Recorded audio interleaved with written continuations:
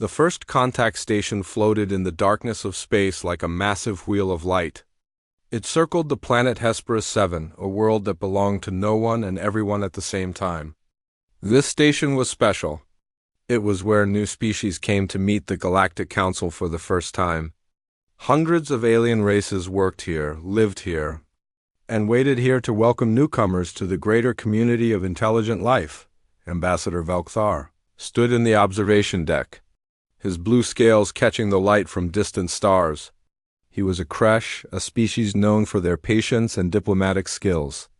He had done this job 43 times before. 43 times he had welcomed new species to the galactic community. It was always the same. A small ship would arrive, carrying maybe 20 or 30 nervous aliens. They would dock carefully, afraid of damaging the station. Their leaders would step out, eyes wide with wonder, and Velkthar would greet them with the traditional words of welcome. Today should have been no different. The humans had finally discovered faster-than-light travel.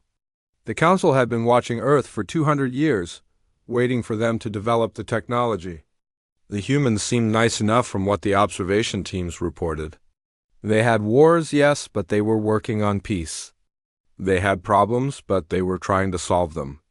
They were ready to join the galactic community. Velkthar had prepared a small welcoming ceremony. He had learned 3 human languages.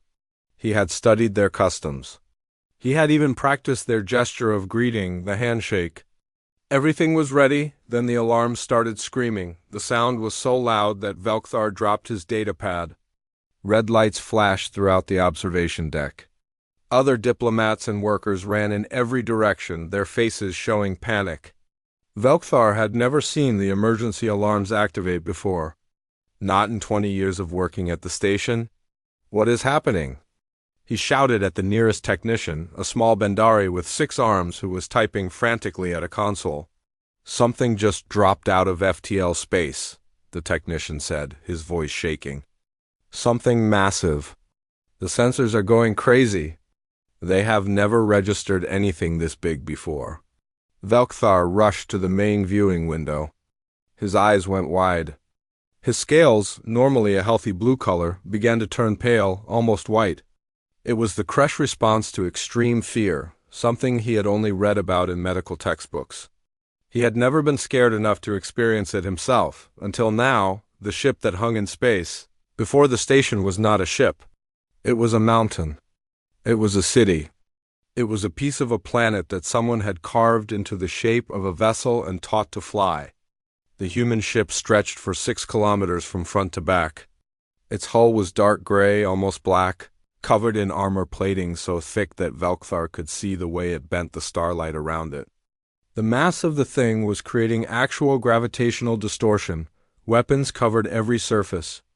Velkthar did not know much about military technology, but even he could recognize weapon systems. There were hundreds of them. Maybe thousands. Tubes that could only be missile launchers. Turrets that tracked the station with mechanical precision. Strange devices that glowed with barely contained energy. And at the front of the ship, a massive opening that looked like the mouth of some ancient beast from nightmare stories. By the first makers, Velkthar whispered. What have they sent us? The station shook.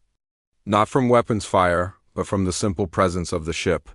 Its gravity field was interacting with the station's artificial gravity, causing fluctuations. Velkthar heard screaming from other parts of the station. The Ithani delegation, who breathed a methane-based atmosphere, were having trouble with their life support systems. The gravitational interference was disrupting the station's environmental controls all around him. People were panicking. A young Daltharian diplomat was crying, her silver skin turning dark with stress. A group of hand traders were trying to reach the docking bay, probably planning to take their ship and run. Station security was attempting to maintain order, but even they looked terrified. Velkthar's communication device chirped. With shaking hands, he activated it. The face that appeared was human. Female, with dark skin and black hair pulled back tightly. Her eyes were calm, professional. She wore a dark blue uniform with marks of rank on her shoulders. This is Captain Sarah Chun of the United Earth Naval ship Leviathan, the human said. Her voice was clear and steady. We come in peace. We are responding to the Galactic Council's invitation for first contact. Permission to dock? Velkthar's mouth opened, but no sound came out. He tried again. You call that a ship? The human's face showed a small smile. Yes, Ambassador. This is the UEN's Leviathan, a long-range exploration and defense frigate. We apologize for any alarm our arrival have caused. We come with peaceful intentions. Frigate? Velkthar repeated. The word did not translate well. What is a frigate? A medium-sized military vessel, Captain Chun explained. We use it for long-range missions where we might encounter unknown situations. The Leviathan carries a crew of 3,200 personnel and has supplies for 5 years of independent operation. Velkthar felt his legs becoming weak. A medium-sized vessel. 3,000 soldiers. 5 years of supplies. This was not a first contact mission. This was an invasion fleet compressed into a single ship. Captain Chun, Velkthar said, trying to keep his voice steady, the Galactic Council expected a diplomatic vessel. A small ship with ambassadors and perhaps some scientists. He struggled to find a word. Not a warship. The human captain's expression did not change. Ambassador, humanity does not have diplomatic vessels. All of our deep space ships are military vessels. We learned long ago that the universe can be dangerous. We prefer to be prepared. Behind Velkthar, someone moaned in fear. He could not blame them. The implications were terrifying. If this monster was what humans considered a medium-sized ship, what did their large ships look like? What did their battle fleets contain? How many weapons does your ship carry? Velkthar asked, though he was not sure he wanted to know the answer. Captain Chun checked something off-screen. The Leviathan has 2,347 individual weapon systems, not counting small arms and personal defense weapons carried by crew members.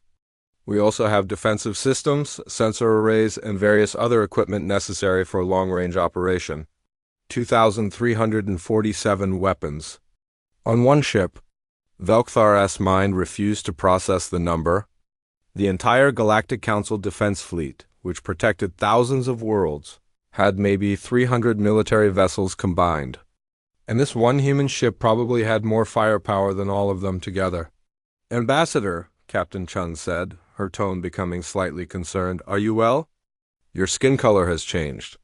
Velkthar looked at his hands. They were almost completely white now, his scales drained of all color. Around him, the observation deck had become quiet. Everyone was staring at the massive human warship. Some were still crying. Others looked like they were in shock. A few species that could not handle the gravitational interference had already been evacuated to medical facilities. Captain Chun, Velkthar said slowly, I must convene an emergency session of the Galactic Council. This situation is unprecedented. Can you maintain your position outside the station? Do not dock. Do not approach. Just ... Stay where you are. Understood, Ambassador, the human said. We will hold position. The Leviathan will not approach the station without explicit permission. We have no intention of causing fear or harm. The communication ended. Velkthar stared at the warship floating in space. It just sat there, dark and massive and covered with weapons, waiting, patient, like a great predator that had learned to be still. Velkthar had welcomed 43 species to the galactic community. He had met peaceful traders and curious explorers. He had greeted scientists and philosophers and artists. But he had never, in all his years of service, felt the cold touch of real terror until this moment.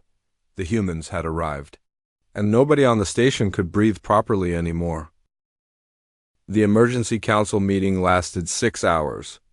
Velkthar had never seen the council chambers so full.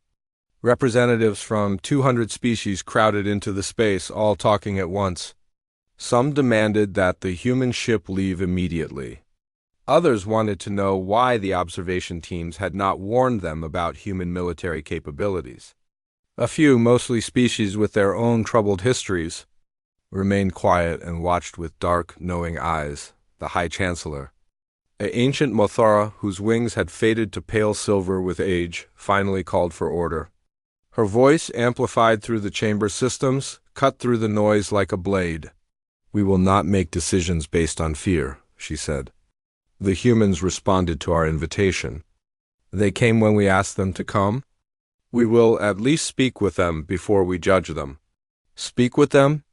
A Deltharian representative stood up, his silver skin still dark with stress. "Did you see that ship? Did you see the weapons? They have brought an instrument of mass destruction to a peace station." "They also brought a message of peace," the Chancellor replied calmly. "Ambassador Velkthar, you have been assigned to conduct the initial interview with the human delegation. You will question them about their intentions, their history, and their reasons for arriving in such a vessel. This council will reconvene after you have gathered information." Velkthar's scales were still pale. He wanted to refuse. He wanted to suggest that someone else, someone braver, should face the humans. But he had been a diplomat for 40 years. He had a duty. "I will do as the council commands," he said quietly. 2 days later, a small human shuttle approached the station. It was tiny compared to the Leviathan, but even the shuttle was built like a weapon. Velkthar waited in the diplomatic meeting hall with 12 armed guards. He had never needed armed guards for a first contact meeting before. It felt wrong. But after seeing that warship, everyone agreed that precautions were necessary. The airlock opened. Captain Sarah Chun walked through, followed by 4 other humans. They all wore the same dark blue uniforms, and they all moved in the same way, efficient, alert. Every motion had purpose. These were not scientists who had learned to travel in space. These were soldiers who happened to be on a spaceship. "Ambassador Velkthar," Captain Chun said, extending her hand in the human greeting gesture. "Thank you for meeting with us." Velkthar took her hand carefully. Human hands were warm, he noticed. Much warmer than Kresh hands. The captain's grip was firm but not crushing. She shook his hand once, twice, 3 times, then released it. Exactly as the cultural database had described. "Please sit," Velkthar said, gesturing to the chairs that had been prepared. The humans had sent their physical requirements ahead of time, which was standard procedure. The chairs were designed for human bodies. Captain Chun sat down smoothly. Her companions took positions around the room, their backs to the walls. They were not sitting. They were standing guard. Velkthar noticed that they positioned themselves to cover all entrances, all angles. Military positioning. He had read about such things. "Captain Chun," Velkthar began, "I must ask you directly. Why did humanity send a warship to first contact? Do you understand how this appears to us?" The captain nodded slowly. "I do understand, Ambassador. From your perspective, it must seem aggressive or threatening. But from humanity's perspective, it would be insane to send anything else. Please explain." Captain Chun leaned forward slightly. "Ambassador, how much do you know about Earth's history?" "We have observed your planet for 200 years, Velkthar said. "We know you have had wars. Many species have wars during their development. It is not unusual." "Many wars is an understatement," Captain Chun said. Her voice remained calm, but something flickered in her eyes. "Humanity has been at war for most of our recorded history. We have fought over territory, resources, religion, ideology, and sometimes just because we hated each other. We have killed millions of our own people. We have built weapons capable of destroying our entire planet. We came very close to using them several times." Velkthar felt his scales losing color again. "But you did not use them. You survived." "Barely," the captain said. "And we learned something important. When you go into unknown situations, you go prepared for the worst. We did not know what we would find when we reached this station. We did not know if the Galactic Council was really peaceful. We did not know if there were threats in deep space. We did not know anything except that we were alone and vulnerable. So we sent a ship that could protect itself and its crew no matter what happened." One of Velkthar's assistants, a young Kresh named Sithra, spoke up. But the Leviathan is not a defensive ship. It is clearly designed for attack, for conquest. Captain Chain turned to look at Sithra. The Leviathan is designed to survive. Yes, it can attack. It can attack very effectively, but its primary purpose is to make sure its crew comes home alive. Every weapon system, every armor plate, every defensive measure exists because somewhere in human history, someone died because they did not have that protection. We build ships like the Leviathan because we remember what happens when we are not strong enough to defend ourselves. Velkthar pulled up a holographic display. We have records of your recent wars. The world wars, you call them. Millions dead. Cities destroyed. Why would a species that has suffered so much continue to build weapons? Because suffering taught us that weakness invites aggression, Captain Chun said. Not always. Not from everyone, but often enough that we cannot risk it. On Earth, we have a saying, peace through strength. It means that the best way to avoid war is to be too strong to attack. If everyone knows you can defend yourself, most people will choose to trade with you instead of fight with you. A hive queen of the Ithara, connected to the meeting through holographic link, asked a question. Her voice came from thousands of mouths speaking in perfect unison. Captain Chun, what if someone does attack you? What if we, the Galactic Council, decided that humanity was too dangerous and needed to be contained? The room became very quiet. Velkthar wished the Hive Queen had not asked that question. But now it hung in the air, waiting for an answer. Captain Chun's expression did not change, but her eyes became very hard. Then we would ask you to reconsider. We would use every diplomatic option available. We would negotiate, compromise, and try to find peaceful solutions. And if we refused, the Hive Queen pressed, then you would learn why we brought the Leviathan instead of a cruise ship, Captain Chun said quietly. But it would not come to that. It cannot come to that, because we remember what total war looks like, and we will do almost anything to avoid it. Velkthar noticed something in the captain's voice, pain, old pain, carried by an entire species. The humans were not proud of their weapons. They were not bragging about their strength. They were explaining why they felt they had no choice. Tell me about your crew, Velkthar said, changing the subject slightly. 3,000 people on one ship. Are they all soldiers? We do not use that word exactly, Captain Chun said. They are naval personnel. We have pilots, engineers, medical staff, scientists, maintenance workers, communications specialists, and yes, combat personnel. Everyone on the Leviathan has multiple jobs. Everyone can fight if necessary, but most of their time is spent on other tasks. Keeping the ship running, conducting research, maintaining equipment. And you command all of them? Velkthar said. It was not a question. I do. It is a heavy responsibility. Every one of those people has a family back on Earth. Parents, children, friends. They trust me to bring them home safely. That is why I insisted on bringing the Leviathan. Not because I want to intimidate you, but because I will not risk my crew on the hope that the galaxy is friendly. Sithra spoke again. What if the galaxy is friendly? What if your weapons are not needed? Captain Chun smiled, but it was a sad smile. Then we will be very happy to be wrong. We will celebrate being wrong. But we will keep the weapons, just in case. Because humanity learned something else from our history, Ambassador. We learned that hoping for the best while preparing for the worst is the only way to survive. The meeting continued for another 3 hours. Velkthar asked hundreds of questions. Captain Chun answered all of them honestly, never hiding the darker parts of human history.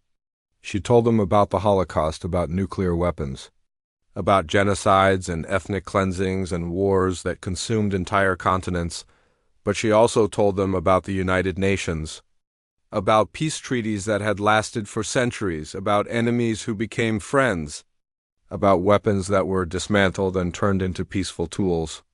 She told them how humanity had learned from its mistakes, slowly and painfully, but learned nonetheless. When the meeting finally ended, Velkthar sat alone in the empty hall.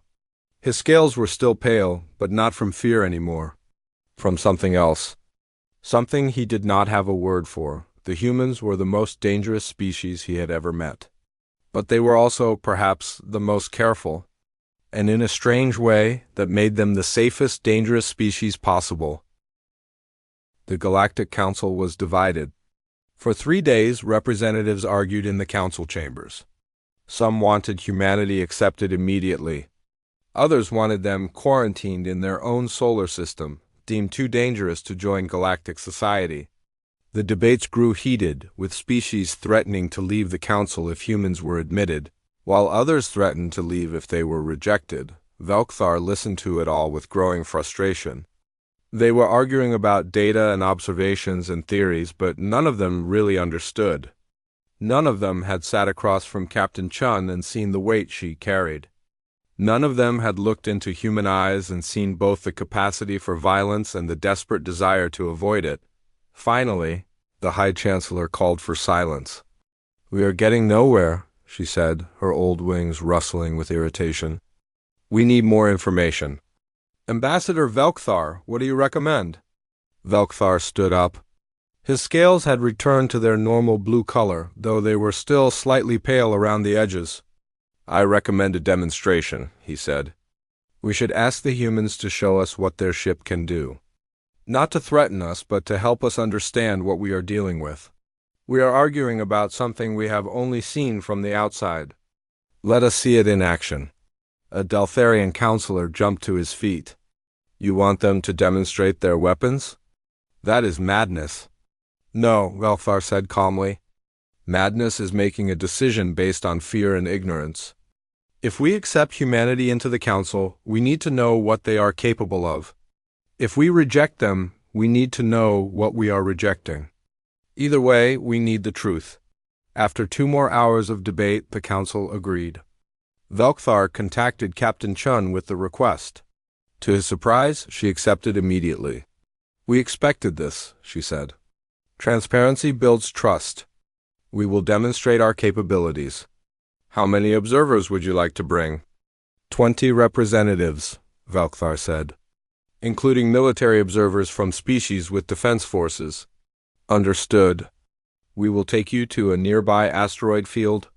It is uninhabited and far enough from the station that there is no risk. We will run standard combat drills. You will see exactly what the Leviathan can do." 2 days later, Velkthar found himself on a council observation ship, heading toward the asteroid field with 19 other representatives. Among them were 3 military commanders from species that maintained defense fleets. General Krath of the Vaughn Collective, a massive insectoid being with compound eyes. Admiral Sess of the Trill Monarchy, an aquatic species that wore a water-filled environmental suit. And Commander Yith of the Sundari Union, a small bipedal species. Known throughout the galaxy for their strategic genius, the observation ship took position at a safe distance. The asteroid field spread out before them, thousands of rocks ranging in size from small boulders to chunks of stone several kilometers across. The Leviathan moved into position at the edge of the field, its massive bulk making the asteroids look like pebbles. Captain Chun's voice came through the communication system. "Observers, this is Captain Chun. We will now run a series of standard combat drills. These are exercises we perform regularly to maintain crew readiness. We will start with point defense systems, then move to longer-range weapons, and finish with our primary armament. Please note that all safeties are active and we are using reduced power settings. Are there any questions?" Velkthar looked around. Nobody spoke. Everyone was staring at the human warship with a mixture of fear and fascination. "Beginning demonstration," Captain Chun said. At first, nothing seemed to happen. Then Velkthar noticed small objects launching from the Leviathan. Hundreds of them, spreading out in every direction. Training drones, he realized. Small unmanned targets that would simulate incoming missiles or fighters. What happened next took 3 seconds. The surface of the Leviathan suddenly lit up with thousands of points of light. Small turrets that Velkthar had barely noticed before came to life, tracking and firing in a continuous stream. The drones did not stand a chance. They were destroyed so quickly that it looked like they simply vanished. Velkthar's instruments showed that the point defense systems had engaged and eliminated 733 targets in 3 seconds. By the first makers, Velkthar whispered. He had seen defense systems before. Every species had them. But nothing like this. This was not defense. This was a wall of destruction that nothing could pass through. General Krath was typing frantically on his datapad, running calculations. Impossible, he muttered. The tracking speed alone should be impossible. No computer system can process that much data that quickly. Now demonstrating railgun systems, Captain Chun's voice said calmly. Larger turrets began to move. They targeted asteroids in the field, medium-sized ones about 50 meters across. There was no visible beam or projectile, just a sound like thunder, and suddenly asteroids were exploding into dust. The railguns were firing solid projectiles at such high speeds that Velkthar's sensors could not track them. The impacts released enough energy to vaporize stone. 10 asteroids died in 5 seconds. 20 more in the next 10 seconds. The human crew was firing, adjusting, and firing again with mechanical precision. There was no wasted motion, no hesitation. Every shot hit exactly where it was supposed to hit. Admiral Sess was making a keening sound, which Velkthar recognized as the trill expression of distress. They are not even using their full power, the Admiral said. Look at the energy readings. Those weapons are operating at maybe 30% capacity. Commander Yeath had not said anything. The small Sundari was watching the Leviathan with unblinking eyes, his expression unreadable. Now demonstrating missile systems, Captain Chun said. Ports opened along the Leviathan's hull. Missiles launched in waves, dozens at a time. They spread out through the asteroid field, weaving between the rocks with impossible agility. Some carried explosive warheads that detonated in brilliant flashes. Others were kinetic penetrators that simply punched through their targets. And some, to Velkthar's horror, appeared to be seeker missiles that actively hunted for targets, changing course in mid-flight to chase down moving objects. They have missiles that think, Velkthar said, his voice shaking. Missiles with artificial intelligence. Not quite, General Krath said, still typing on his pad. More like very sophisticated targeting systems. But yes, essentially they have created missiles that can make decisions on their own. That is terrifying. The demonstration continued. The Leviathan showed them laser arrays that could burn through armor plating, electromagnetic pulse weapons that could disable electronic systems, even something called a plasma torch that superheated matter to millions of degrees, but nothing prepared them for the final demonstration. We will now demonstrate our spinal mount mass driver, Captain Chun said. This is the Leviathan's primary weapon system. Please observe the large asteroid at coordinates being transmitted now. Velkthar's instruments highlighted an asteroid 3 kilometers across. It was one of the largest rocks in the field, a genuine small mountain floating in space. Firing in 10 seconds, Captain Chun said. The front of the Leviathan began to glow. Energy readings spiked. Velkthar could see the massive opening at the ship's bow beginning to shine with blue-white light. 5 seconds. The glow became brighter. It hurt to look at it directly. Firing. The universe screamed. That was the only way Velkthar could describe it. A beam of pure force shot from the Leviathan's bow, so bright that the observation ship's windows automatically darkened to protect the observers. The beam hit the asteroid dead center. The asteroid did not explode. It did not shatter. It simply ceased to exist. One moment there was a 3-kilometer rock. The next moment there was a cloud of vapor and a few glowing fragments. The observation ship was silent. Velkhar's hands were shaking. He had just watched a weapon that could erase mountains. A weapon mounted on a ship that humans called medium-sized. Commander Yith finally spoke. His voice was very quiet. They did not build a warship, he said. They built a genocide machine and taught it to be gentle. Nobody argued with him. They had all seen the same thing. The Leviathan had not fired at full power. Captain Chen had said so at the beginning. This was a demonstration at reduced settings. which meant the true capability of that weapon was even more terrifying than what they had just witnessed. "There is something else you should notice," General Krath said. He sounded like he was in shock.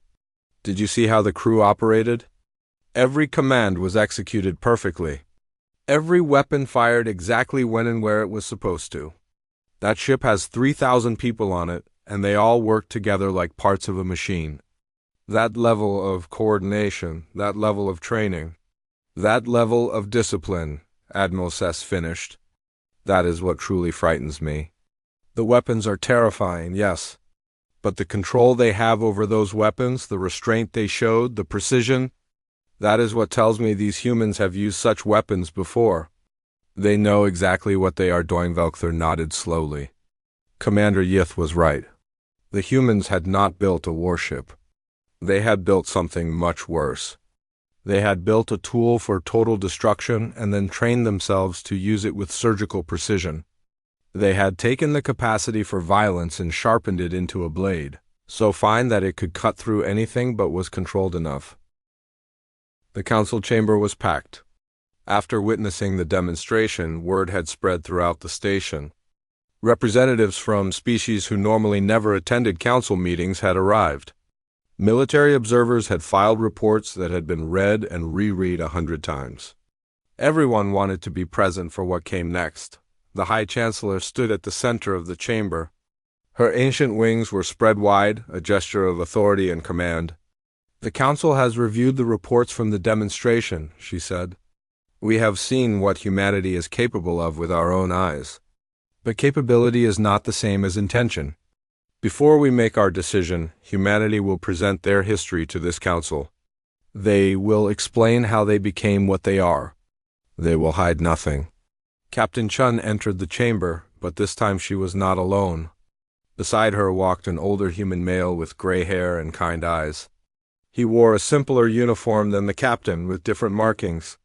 He carried a data device and walked with the slight stoop of someone who spent more time reading than training for combat. "This is Dr. Marcus Webb," Captain Chun said. "He is a historian and professor at Oxford University on Earth. He has been given authority by the United Earth government to present our complete history to this council. What you are about to see is not propaganda. It is not edited to make us look better. It is the truth, including the parts we are not proud of." Dr. Webb stepped forward. He looked around the chamber, making eye contact with representatives from a dozen different species. Then he activated his data device. A holographic display appeared in the center of the chamber, large enough for everyone to see. "I will not waste your time with the early history of humanity," Dr. Webb said. His voice was soft but clear. "Hunter-gatherers, early agriculture, the first cities. Every species goes through similar stages. But I need to give you context for what comes later. Humanity evolved on a planet with limited resources and many dangers. We learned to compete for survival. We learned to fight. And we learned to kill." The display showed images of early human warfare, primitive weapons, stone axes and spears, bodies on ancient battlefields. "We have been at war with each other for 10,000 years, Dr. Webb said. Over territory. Over food, over water, over ideas and gods and pride. We formed tribes, then nations, then empires, and we fought constantly. By the time we reached the 20th century, we had killed millions of our own species in wars." The images changed. Velkthar saw scenes of something called World War I, trenches filled with mud and death. Young human males lying in the dirt, their bodies broken by weapons he did not recognize. The numbers appeared on the display. 20 million dead. 40 million wounded. A Deltharian representative made a sound of horror. 20 million? In one war? One war, Dr. Webb confirmed. And we learned nothing from it. 20 years later, we did it again. Worse this time. The display showed World War II. Velkthar had read about this conflict, but seeing it was different. Cities reduced to rubble. Mass graves. Something called the Holocaust, where humans had systematically murdered millions of their own people based on religion and ethnicity. 60 million dead in 6 years.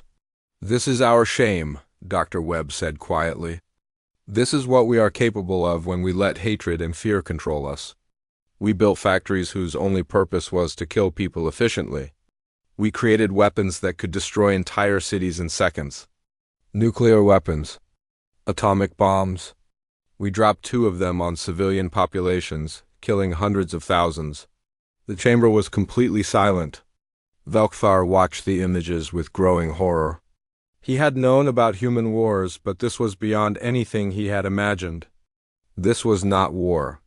This was mass murder on a scale that made his mind refuse to process it. A Mothra counselor spoke up, her wings trembling. How did you survive?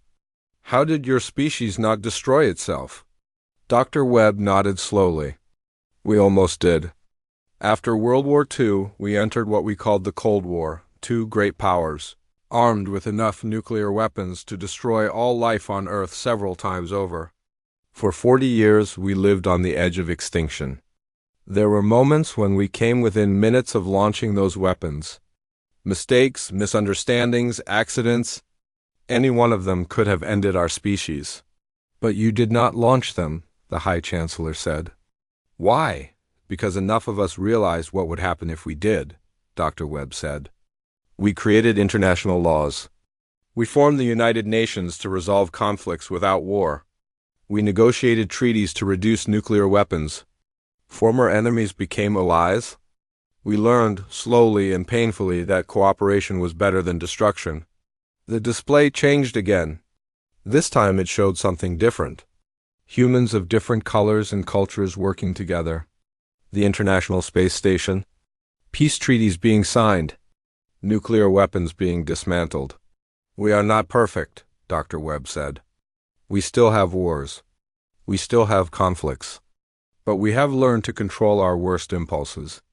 We have learned that strength without wisdom leads to destruction. We have learned that the best use of weapons is to never use them. Commander Yeath stood up.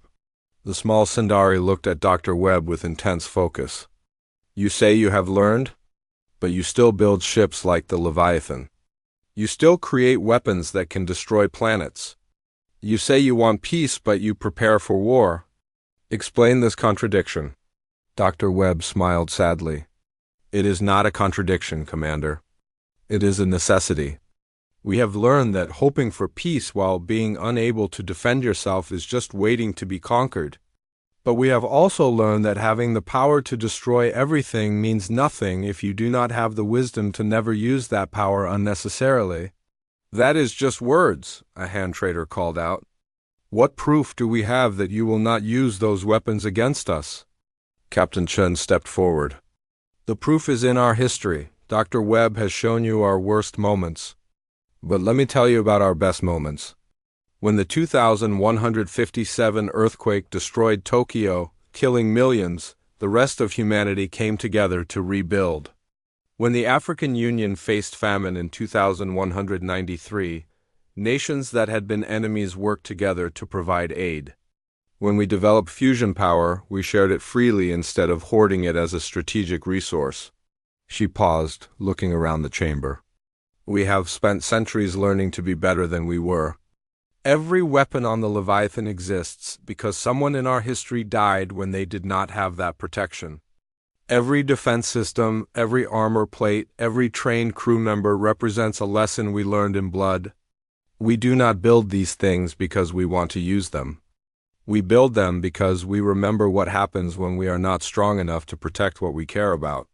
Dr. Webb pulled up more images. A human city, beautiful and modern, with parks and buildings that reach toward the sky. This is Geneva, he said. 500 years ago, it was destroyed in a war. We rebuilt it. This is Berlin. It was split in half by conflict. We reunited it. This is Hiroshima.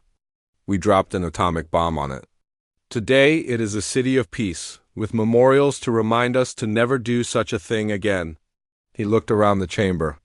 Humanity's history is full of violence. I will not deny that. But it is also full of redemption. We are not the species we were 1,000 years ago, or even 100 years ago. We grow, we change. We learn, and yes, we remember. We remember what we are capable of at our worst so that we can strive to be our best. The Hive Queen of the Ithara spoke, her thousands of voices creating a strange harmony. What guarantee can you give us that you will not turn your weapons against the Council? Against member species? Captain Chen answered immediately. None. We cannot guarantee the future. No species can. But I can tell you this. Earth has not had a major war in 200 years. Not because we lack the ability to wage war, but because we have chosen not to. We have the weapons. We have the training. We have the capacity for violence. And we have chosen peace every single day for 2 centuries. She looked directly at the Hive Queen's holographic image. If you want a guarantee that humanity will never be a threat, I cannot give you that. But I can tell you that we will be the most reluctant warriors you will ever meet. Because we know the cost of war better than anyone in this chamber. We have paid that cost over and over again. And we would rather do almost anything than pay it again. Velkthar watched the council members. He could see fear in many faces. But he could also see something else, understanding, respect, even sympathy. Dr. Webb had done something clever. He had not tried to hide humanity's darkness. He had shown it fully, and then shown how humanity had faced that darkness and chosen to be better. General Krath stood up. The massive Von warrior looked at Captain Chun with his compound eyes. You showed us your weapons, he said. Now you have shown us your history. I have one more question. If someone threatens the Council, threatens member species, what would humanity do? The chamber became silent. Everyone waited for the answer. Captain Chun stood straight, her hands clasped behind her back in a military posture. We would ask them to stop. We would negotiate. We would offer alternatives. We would exhaust every possible option for peace. She paused. And if all of that failed, if there was no other choice, we would do what we have always done when something threatens those we care about. We would fight. And we would win, even if it cost you greatly? General Krath asked.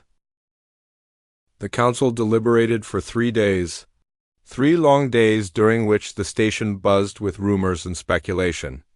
Some species were preparing to leave if humanity was accepted. Others were preparing to leave if humanity was rejected. The tension was so thick that fights had broken out in the common areas, something that had never happened before in the station's history. Velkthar spent most of those 3 days in meditation chambers trying to organize his thoughts. He had been asked to prepare the final recommendation, and he still did not know what to say. His scales shifted between blue and pale white, reflecting his internal conflict. On one side, there was the fear. The Leviathan was the most dangerous weapon he had ever seen, and the humans had implied they had larger ships, more powerful weapons, an entire fleet built on the lessons of 10,000 years of warfare. Accepting them into the Council meant accepting that danger into the heart of galactic civilization. On the other side, there was something else. Something he had seen in Captain Chun's eyes when she talked about her crew. Something he had heard in Dr. Webb's voice when he described humanity's redemption. They were not monsters who had learned to pretend to be civilized. They were people who had learned, through terrible suffering, the true value of peace. On the morning of the 4th day, Velkthar entered the council chamber. It was time to present his recommendation. The High Chancellor nodded to him, and he stood at the center of the chamber where the humans had stood days before. Honored council members, he began, I have reviewed all data regarding humanity. I have spoken with their representatives. I have witnessed their capabilities. And I have reached a conclusion. The chamber was silent. 200 species waited for his words. Humanity is dangerous, Velkthar said. More dangerous than any species we have encountered before. They have the capacity to wage war on a scale we cannot fully comprehend. They have weapons that could threaten entire civilizations. They are, without question, the most militarily powerful species to ever request council membership. He paused, letting that sink in, but I recommend we accept them. Chaos erupted. Half the chamber started shouting in protest. The other half started shouting in support. The High Chancellor had to call for order 3 times before the noise died down. "Explain your reasoning," she commanded. Velkthar took a breath. "I recommend acceptance because humanity has something more valuable than weapons. They have restraint. They have wisdom earned through suffering. They have looked into the abyss of their own destructive capability and chosen to step back from it. Any species can build weapons. Only a mature species can build weapons and then choose not to use them." General Krath stood up. "But they will use them if provoked." Captain Chun admitted as much. Yes," Velkthar agreed. "And I find that reassuring. A species that claims they would never use weapons is either lying or naive. Humanity is neither. They are honest about what they are capable of. That honesty makes them trustworthy in a way that false promises never could." A Deltharian counselor spoke up, his silver skin still dark with stress. "You want to invite wolves into our home and trust that they will not bite." "No," Velthar said firmly. "I want to invite guardians into our home and trust that they will bite anyone who threatens us. There is a difference." He pulled up a display showing the galactic map. "Honored Council, we have built a peaceful society. 2,000 species living in harmony. It is a beautiful achievement. But we have built it in a safe neighborhood. We have not expanded beyond this region because we feared what we might find. We have not explored the deep dark because we had no way to defend ourselves if we found something hostile." He highlighted the unexplored regions beyond Council space. Humanity has explored hostile environments their entire existence. They evolved on a dangerous world, competed with each other for resources, and survived countless near extinctions. They know how to navigate danger. They know how to fight.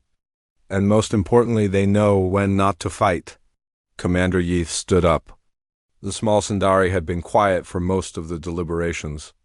"Ambassador Velkthar," he said, "you speak of humanity as guardians. But guardians can become tyrants. What stops them from deciding they should rule the Council? The same thing that stopped them from destroying themselves with nuclear weapons," Velkthar said. "Choice, wisdom, memory. They remember what tyranny looks like. They fought wars against it. Some of their worst conflicts were against those who wanted to rule through force. They know where that path leads." The Hive Queen's hologram flickered as she spoke. "You're asking us to trust them based on faith, not evidence." "No," Velkthar said. "I am asking you to trust them based on their history.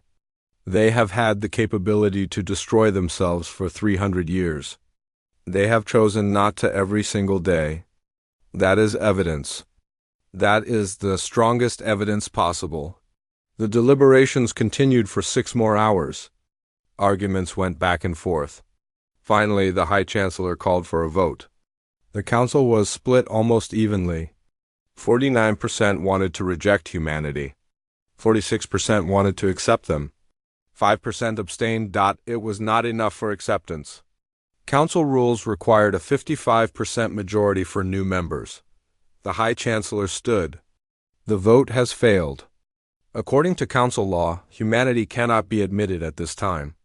However, we will extend an offer of associate status. They may establish an embassy here, engage in trade, and participate in cultural exchanges. But they may not vote in Council decisions or access Council military technology." Velkthar felt his scales turning pale. They had failed. After everything, they had failed to see what humanity could offer, but then something unexpected happened. General Krath stood up. "I wish to propose an amendment to the acceptance terms." The High Chancellor looked surprised. "Speak, General." "Humanity will be accepted into the Council under the following condition. They must share their military technology and tactical knowledge with Council defense forces. If they are as powerful as they claim, and if they truly want to be part of this community, they should strengthen our collective security." Murmurs of approval went through the chamber. Several species who had voted against acceptance now nodded thoughtfully. It made sense. If humanity was going to bring their weapons into the Council should at least benefit from that knowledge. The High Chancellor called Captain Chun and Dr. Webb back to the chamber. "Captain Chun," she said, The Council has reached a conditional decision. We will accept humanity into the Galactic Council, but only if you agree to share your military technology with Council defense forces. This includes ship designs, weapon systems, tactical training, and strategic knowledge. Do you accept these terms? Velkthar watched Captain Chen's face. He expected her to negotiate, to ask for something in return, to hesitate. Instead, she said one word. No! The chamber exploded with noise. The High Chancellor called for silence. You refuse? Yes, Captain Chun said calmly. We refuse to share our weapons technology. Then you cannot join the Council, the High Chancellor said, her wings drooping with disappointment. We understand, Captain Chun said. But we refuse for good reasons. Ambassador Velkthar was right about humanity. We have restraint and wisdom. But we earn that wisdom through blood and suffering. We paid for our weapons with the deaths of millions. We learned how to use them responsibly because we remember what happens when they are used irresponsibly. She looked around the chamber. Most of you come from species that never had major wars. You never built weapons of mass destruction. You never faced extinction at your own hands. You do not have the context to understand what these weapons truly mean. And without that context, giving you these weapons would be irresponsible. You dare to judge us? The hand trader shouted. No, Captain Chun said. I dare to protect you. Because if we give you these weapons, someone will use them. Maybe not today, maybe not for 100 years. But eventually someone will use them, and they will not have the scars we have. They will not have the memories we carry. They will not understand the cost until it is too late. Dr. Webb stepped forward. There is another option, he said quietly. We will not share our weapons, but we will share ourselves. If the Council faces a threat, if any member species is attacked, Earth will respond. We will send our ships. We will send our crews. We will fight for you. Let us be the ones who carry this burden. Let us be the ones who understand the cost of violence. Let us do the fighting so you never have to learn how. The chamber was silent. Velkthar felt something shift in the room. Captain Chun was offering something extraordinary. Humanity would become the Council's military force. They would be the shield and the sword. They would carry the weight of violence so that other species could remain peaceful. You would fight for us? The Hive Queen asked. You would risk your lives for species you just met? Yes, Captain Chun said simply. Because that is what it means to be part of a community. You protect each other. On Earth, we have a tradition. The strong protect the weak. Not because the weak owe them something, but because it is the right thing to do. Commander Yeath spoke up. You would become our warriors. Our guardians. But guardians have power over those they protect. What stops you from using that power against us? Captain Chane met his eyes.